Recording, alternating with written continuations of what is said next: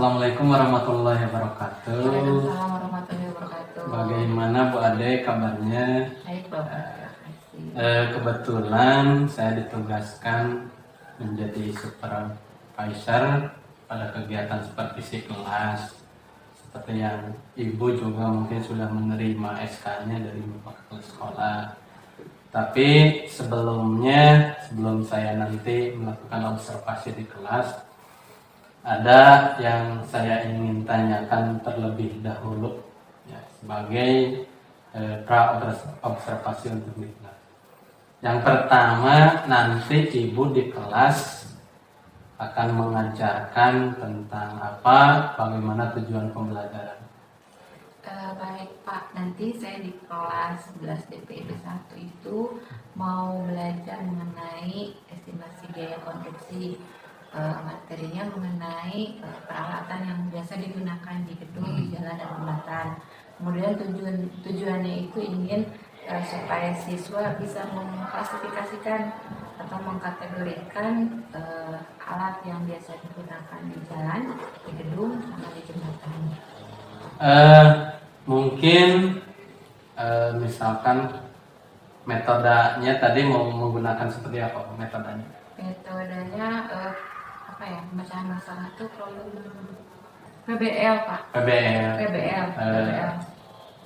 Ibu tadi dengan tujuan pembelajaran tersebut ingin menerapkan dengan metode PBL.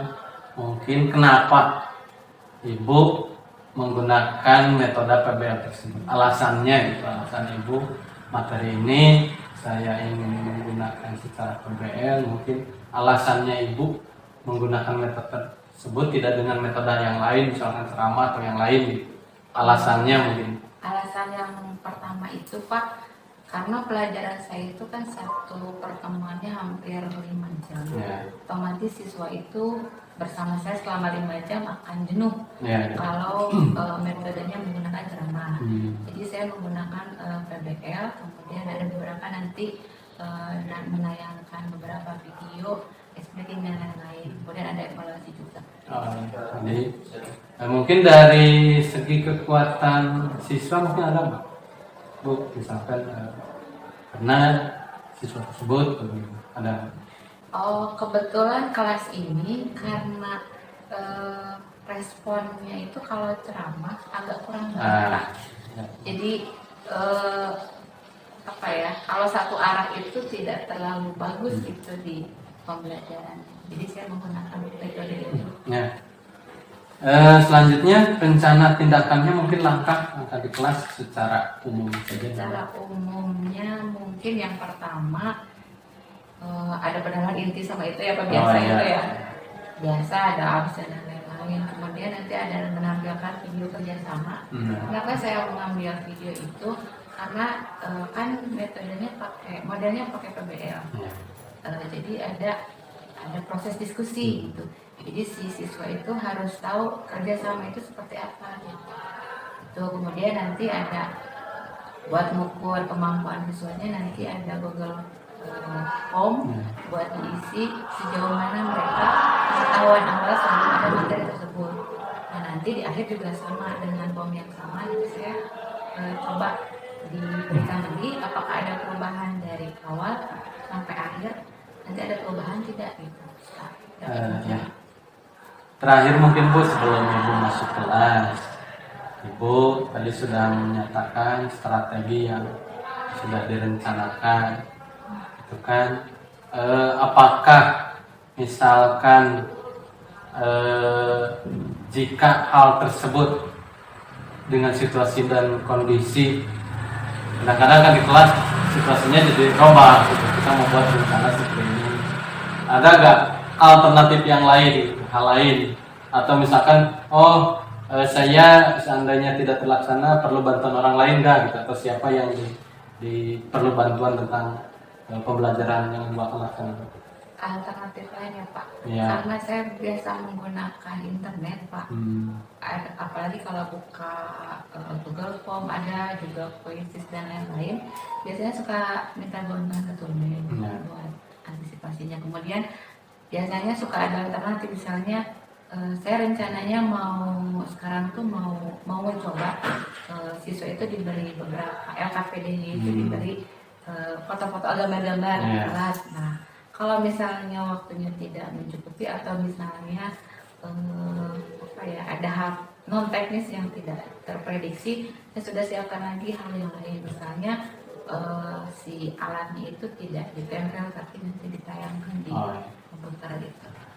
Ya, terima kasih Bu untuk sementara perbincangannya bersama Ibu. Mudah-mudahan nanti pembelajarannya di kelas dapat terlaksana sesuai dengan yang Ibu rencanakan. Mungkin di kelas apa Bu sekarang? 11 DPI. 11 DPI. Ya. Terima kasih Bu atas perbincangannya. Nanti saya di kelas DPI 1 juga akan melihat bagaimana Ibu, tapi ininya jangan hobi. Ya, terima kasih ya Bu. Ya, Assalamualaikum warahmatullahi wabarakatuh.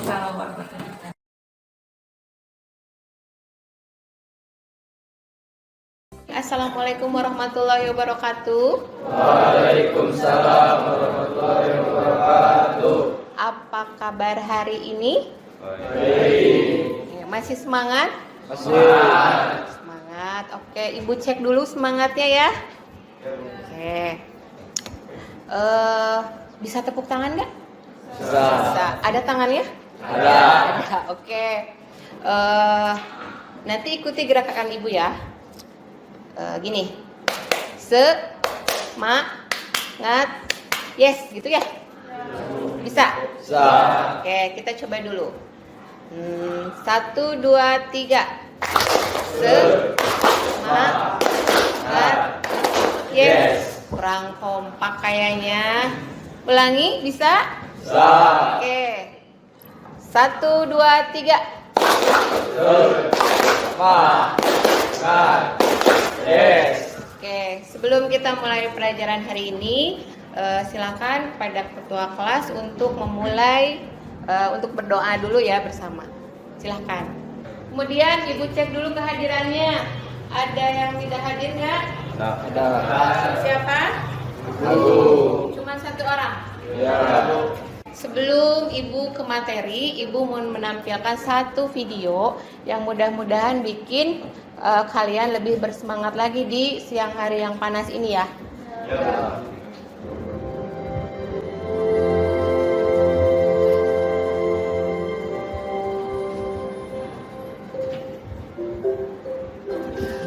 Lihat videonya. Mirip siapa? Kabir. Kabir. Kabir, Bu.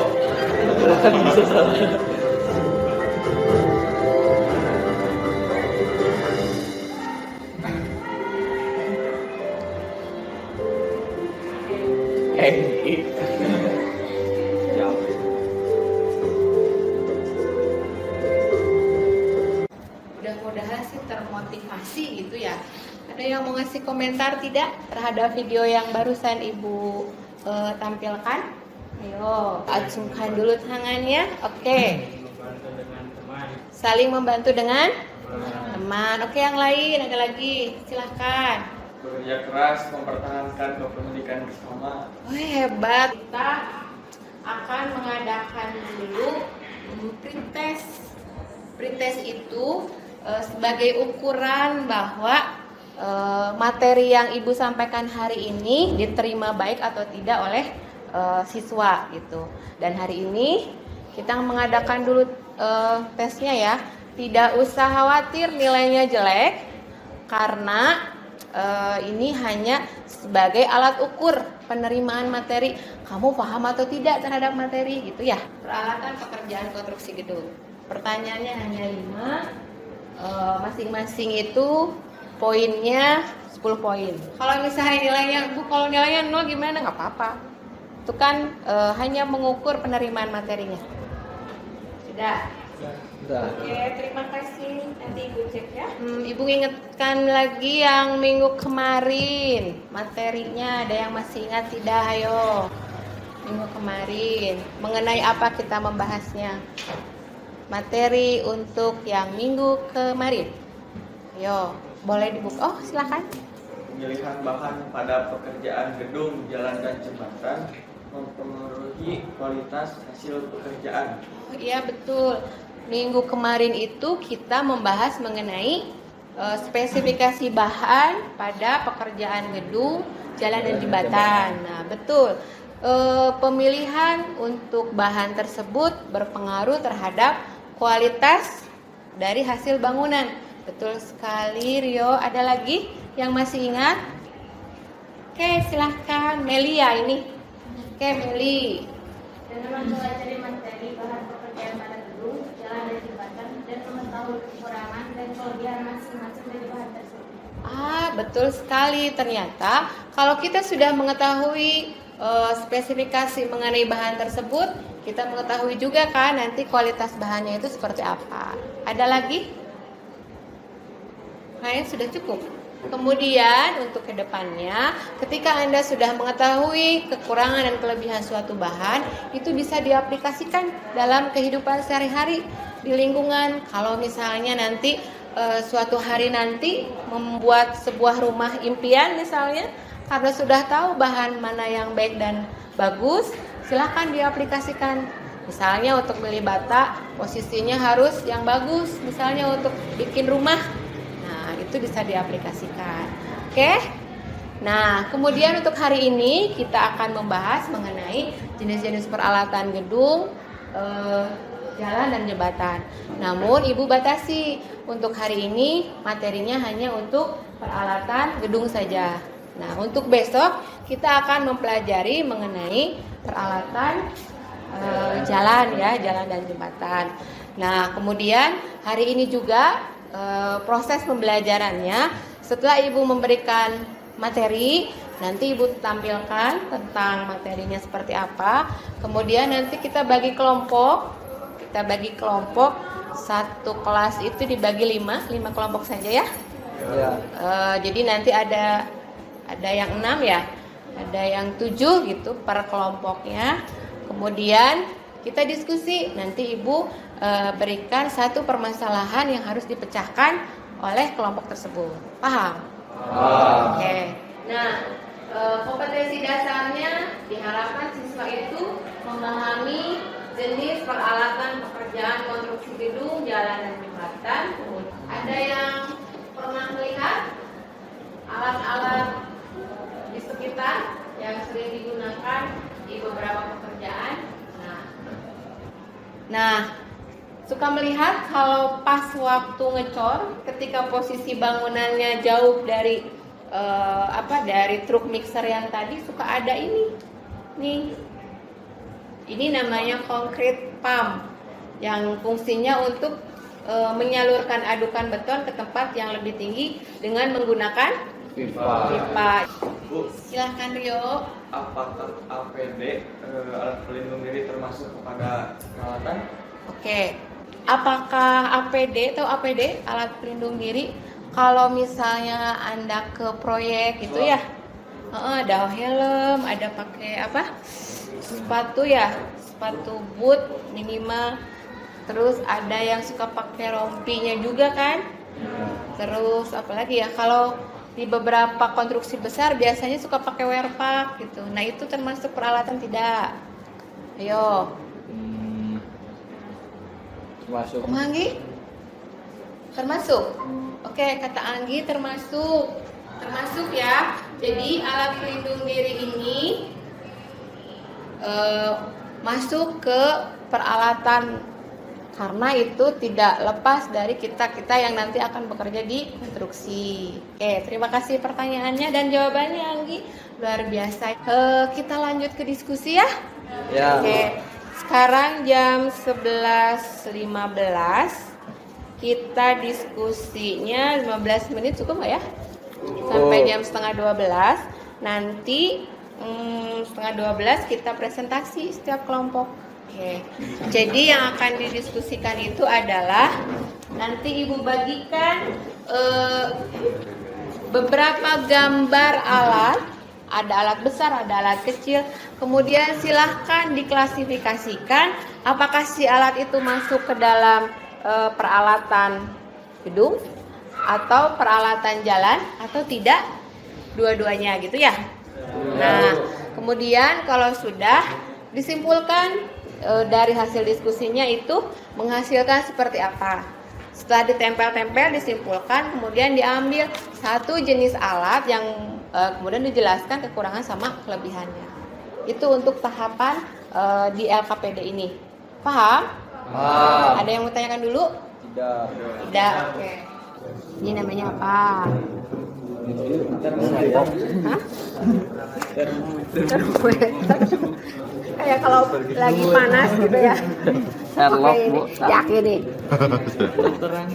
Water Sherlock, Bu. pass ini. Oh, Ini abi pernah terang, lihat? Bu. Water pass itu, Bu. Assalamualaikum warahmatullahi wabarakatuh. Waalaikumsalam warahmatullahi wabarakatuh.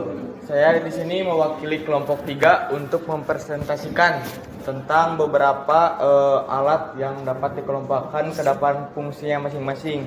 Dari hasil diskusi kelompok, kami dapat menyimpulkan bahwa peralatan yang digunakan dapat pada pekerjaan gedung, ada yang bisa digunakan pada pekerjaan jalan, dan kami mengelompokkannya ke dalam fungsinya masing-masing yang lebih dominan.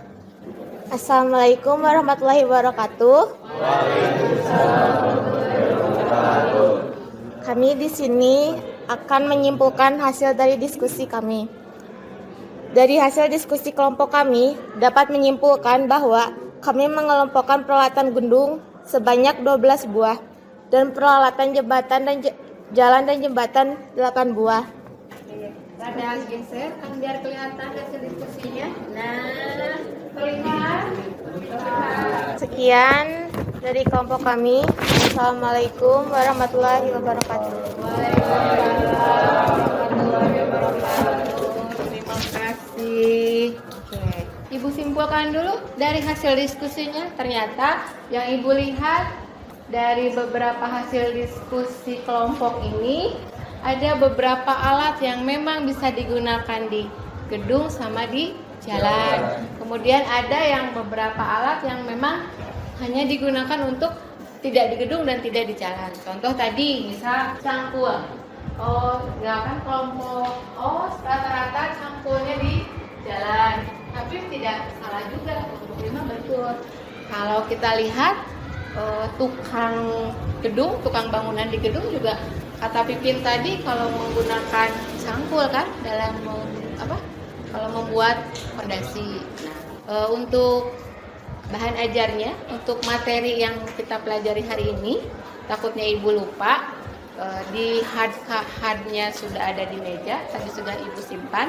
Kemudian untuk soft copy-nya nanti Ibu share di grup untuk materi mengenai hari ini. Oke. Ibu mau mengukur lagi penerimaan materinya boleh? Boleh. Sekarang Ibu bagikan lagi dengan soal yang sama, cuman media yang Ibu share ke kalian itu berbeda. Ibu buat di Quizzes. Bisa dibuka HP-nya? Bisa.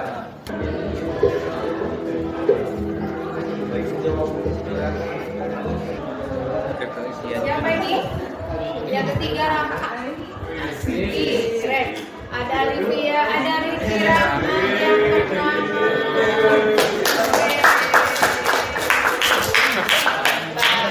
Kemudian Ibu mengingatkan lagi, besok kita bertemu lagi di pelajaran estimasi biaya konstruksi. Materi yang akan Ibu sampaikan itu adalah peralatan yang biasa digunakan di jalan dan jembatan. Karena besok adalah habis KD-nya ya, 3.7-nya, kemungkinan besar besok akan langsung ada ulangan hariannya.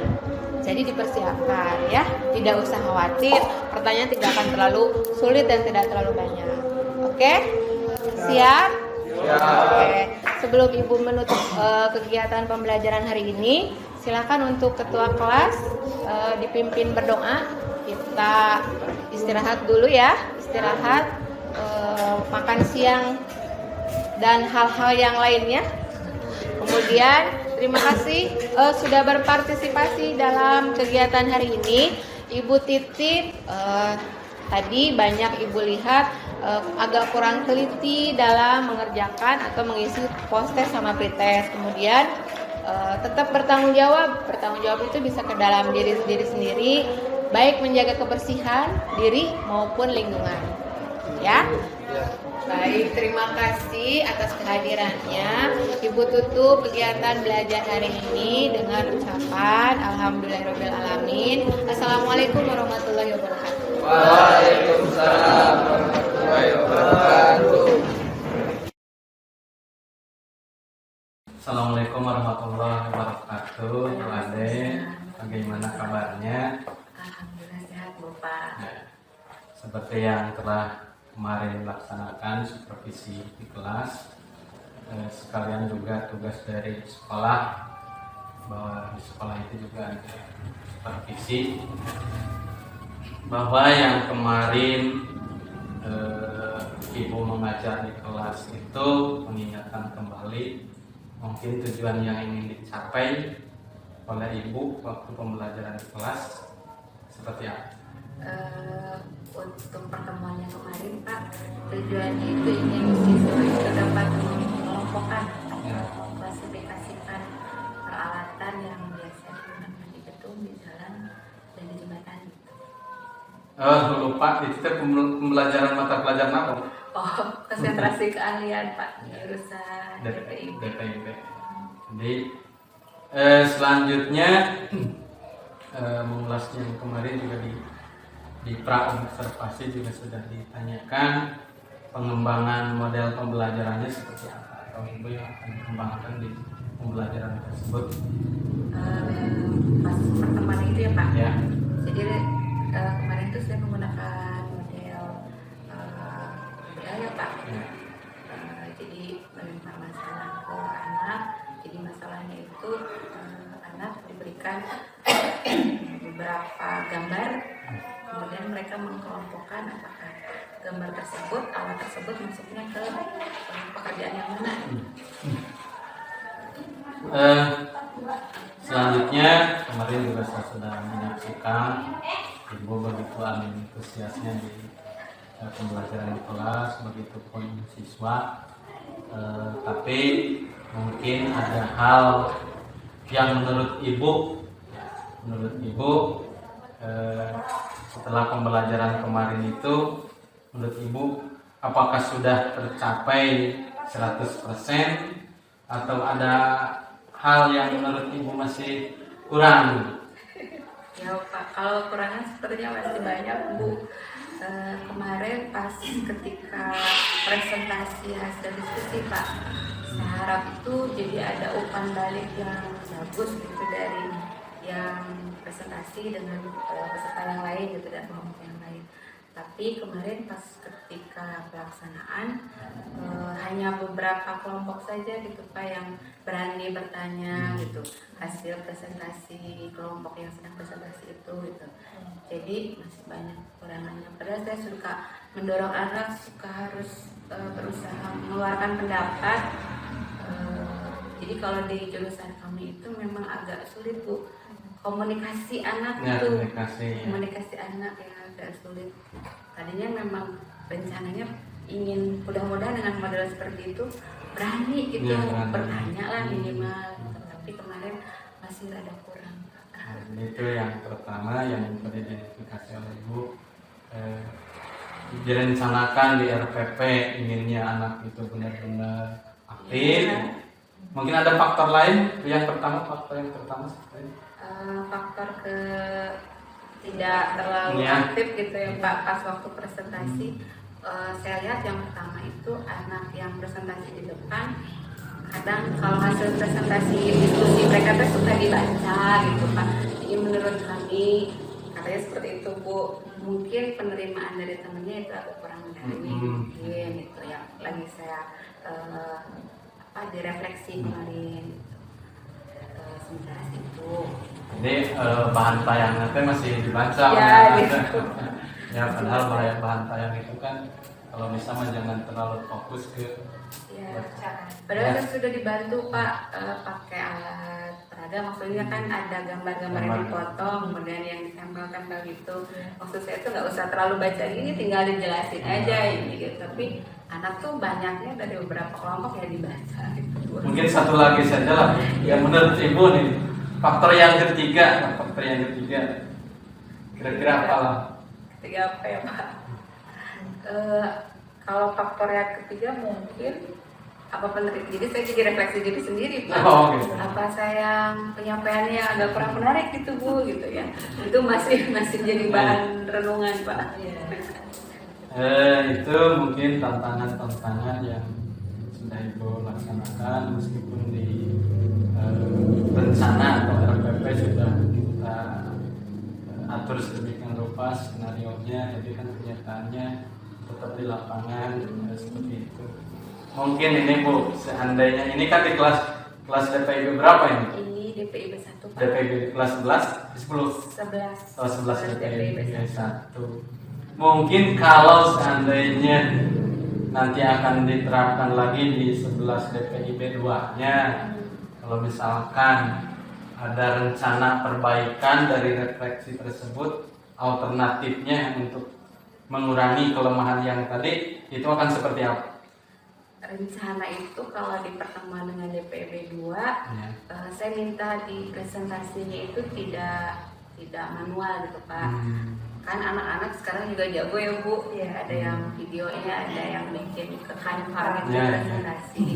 Mungkin minta nanti bikin untuk presentasinya dibentuk Canva gitu Pak, Ya. presentasi Canva. Mudah-mudahan bisa. Ya. Sepertinya bisa, dan kalau Canva di HP juga kan Ya. bisa. Kemudian kalau proses penyampaian saya mungkin kalau kemarin takutnya tidak runut juga ya Pak. Mudah-mudahan nanti mah diperbaiki gitu Pak. Kalau kemarin perasaan yang saya kasih itu materinya apa ya, kalau bahasa kitanya teh acok-acokan. Jadi misalnya tidak beratan ini peralatan yang biasa di gedung gitu. Kemudian di kelompokan yang berat yang kecilnya tidak seperti itu dulu yang waktu di kelas 11 DPIB 1 gitu. Itu mungkin rencana selanjutnya, tindak lanjut perbaikan ada dua, yaitu dengan bukan mengubah, jadi mencoba anak dengan presentasi yang baru. Kalau kemarin kan yang di kelas DPIB 1 kan manual ya. Terus juga mencoba Ibu mengubah, mengarahkannya menjadi lebih runtut ya Bu. Ada lagi Bu? Selain itu, selain dua faktor tadi mungkin? Karena Pengembangan. kebetulan DPIB 2 itu sebenarnya lebih aktif Oh, iya. anaknya.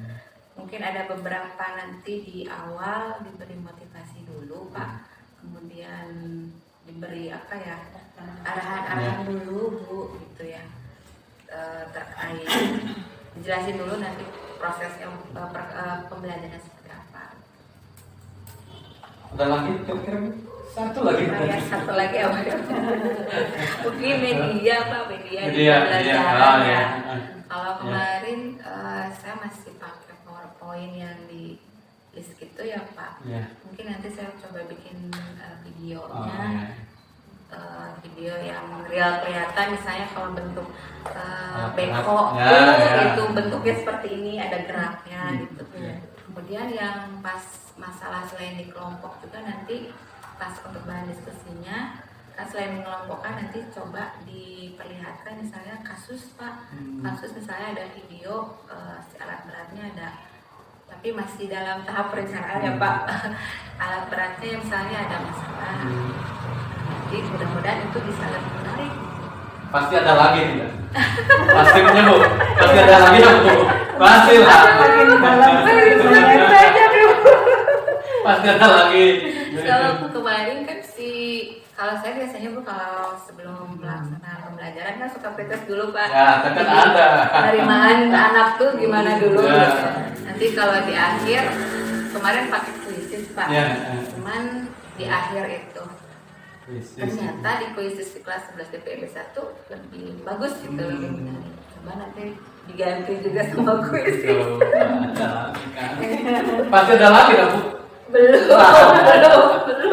Belum Pak. Ya, terima kasih Ibu atas waktunya.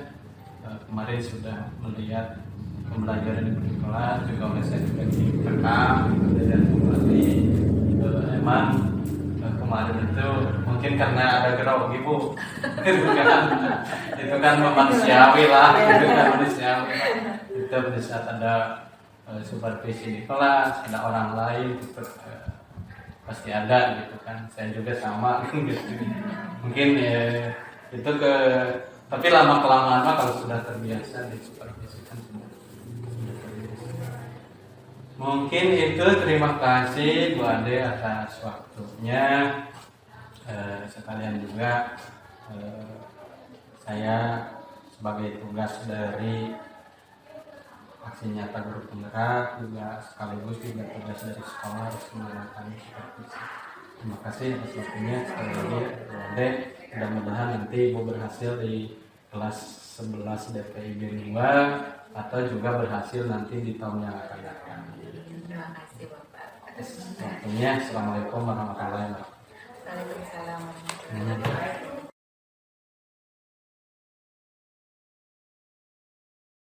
Itu Bu mungkin hasil pasca observasi supervisi saya di kelas. Mungkin di saat tadi saya istilahnya wawancara supervisi dengan Ibu Ade, ada kekurangan atau kelebihannya atau masukannya untuk nanti supervisi yang akan selanjutnya akan saya laksanakan. Mohon masukannya dari Ibu Pepe. Assalamualaikum warahmatullahi wabarakatuh. Waalaikumsalam. Terima kasih atas kesempatannya. Setelah saya mengamati hasil observasi mulai dari pasca observasi gitu ya, dari coaching pasca observasi, kemudian hasil observasi pelaksanaan pembelajaran Ibu ya sebagai rekan sejawat dari Pak Cece ini, saya sudah melihat hasilnya. Juga sekarang saya saksikan Pak Cece mengadakan coaching supervisi akademik tentang pasca observasi dari pembelajaran yang sudah Ibu lakukan beberapa waktu yang lalu. Saya perhatikan dan saya simak itu semuanya sudah bagus sekali Pak, sudah dari tujuannya, dari area pengembangan pembelajarannya itu sudah runtut mulai dari pra-observasi dan dilaksanakan dalam observasi pembelajaran, juga waktu observasi sudah dibahas pengembangannya, dan semua runtut fokus terhadap pengembangan tersebut. Dan dalam pelaksanaan coaching yang barusan saya laksanakan, saksikan yang dilaksanakan oleh Pak Cece sudah sangat bagus sekali Pak. Bapak begitu pandainya menggali ide-ide dari Ibu ya sampai keluar begitu banyak dari kan berawal dari tadi ditanyakan kekurangan dari proses pembelajaran Ibu merasa ada kekurangan luar biasa ya, biasa sehingga Pak Cece berhasil mengorek-orek ya apa itu terus keluar ya sampai begitu banyak tulis saya kagum sekali.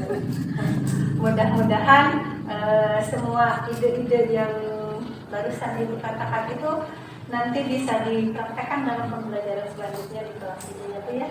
Dan yang terutama sekali, mudah-mudahan pembelajaran yang diidamkan yaitu yang pembelajaran yang berdiferensiasi dan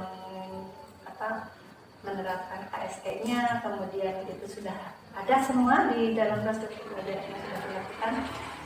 Yang utama sekali pembelajaran yang berpihak pada murid itu dapat tercapai secara maksimal Bu.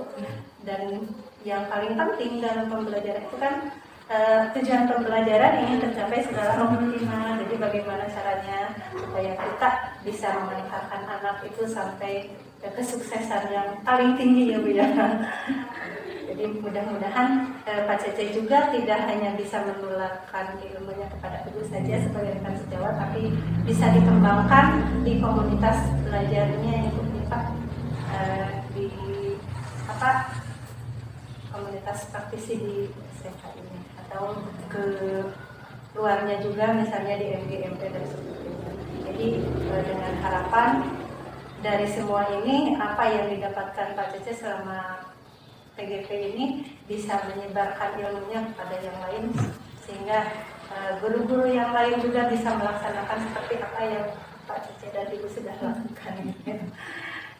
Dan sebagai tujuan utamanya itu yaitu jadi pembelajarannya ini supaya lebih bermakna dan yang paling utama sekali supaya berpihak kepada murid gitu ya. Jadi bagaimana kebutuhan belajar murid itu kita bisa melaksanakannya atau melayaninya semaksimal mungkin sehingga mengantarkan anak kepada student well-being gitu ya. Mungkin itu saja Pak yang bisa saya sampaikan. Terima kasih Ibu sudah sangat bagus ya dalam itu terutama Pak Cece dalam melaksanakan proses coaching ini. Wih, luar biasa. Terima kasih Bu atas refleksinya. Alhamdulillah memang Bu kegiatan supervisi semester ini alhamdulillah Bapak kepala sekolah menunjukkannya dengan model seperti ini. Dan jadi meskipun nanti di ranah penilaian atau kenaikan pangkat ada lembaran yang lain kan, tapi prosesnya alhamdulillah menggunakan proses coaching supervisi guru penggerak. Dan saya pun diberi tugas 7 orang guru mensupervisi dan dilakukan seperti ini. Dan selain juga diminta untuk yang saya supervisi itu diminta untuk membuat sekaligus video pembelajaran. Nanti mungkin oleh kurikulum diminta untuk di-upload di PMM sekaligus. Ya, sebagai praktik baik. Karena emang salah satu sekolah SMK pusat keunggulan itu kan harus membagikan, gitu kan, berbagi. Yang dimaksud berbagi sekarang itu yaitu berbagi di PMM. Ya, jadi kalau dulu itu berbagi, kalau di kurikulum 13 itu berbaginya adalah berbagi, misalkan di sini akan ada IHT maka mengundang sekolah sekitar. Kalau dulu kan seperti itu berbagi.